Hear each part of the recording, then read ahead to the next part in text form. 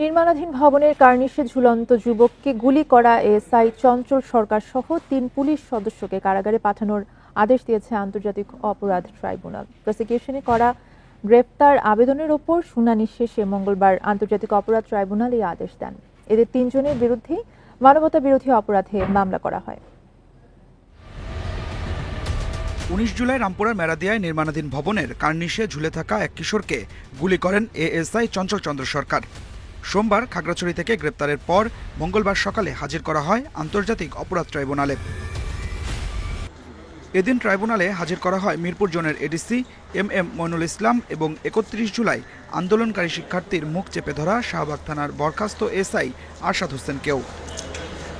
প্রসিকিউশনের করা গ্রেপ্তার আবেদনের উপর শুনানি শেষে মানবতা অপরাধের অভিযোগে দায়ের করা মামলায় গ্রেপ্তার ৩ পুলিশ সদস্যকে কারাগারে পাঠানোর আদেশ দেয় ট্রাইব্যুনাল।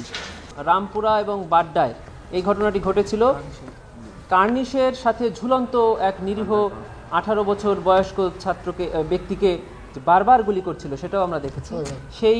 সেই গুলিকারী ব্যক্তি চঞ্চল চন্দ্র সরকার, তাকে গ্রেফতার করে আজকে ট্রাইব্যুনালে হাজির করা হয়েছিল।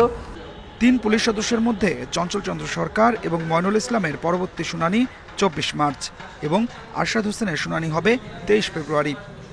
এম মইনুল ইসলামের মামলার পরবর্তী তারিখ ২৪ মার্চ ২০২৫। এই ছিল আজকে ট্রাইব্যুনাল। একজন হলো ২৩/২/২০২৫ আর বাকি দুইটা হলো ২৪/৩/২০২৫।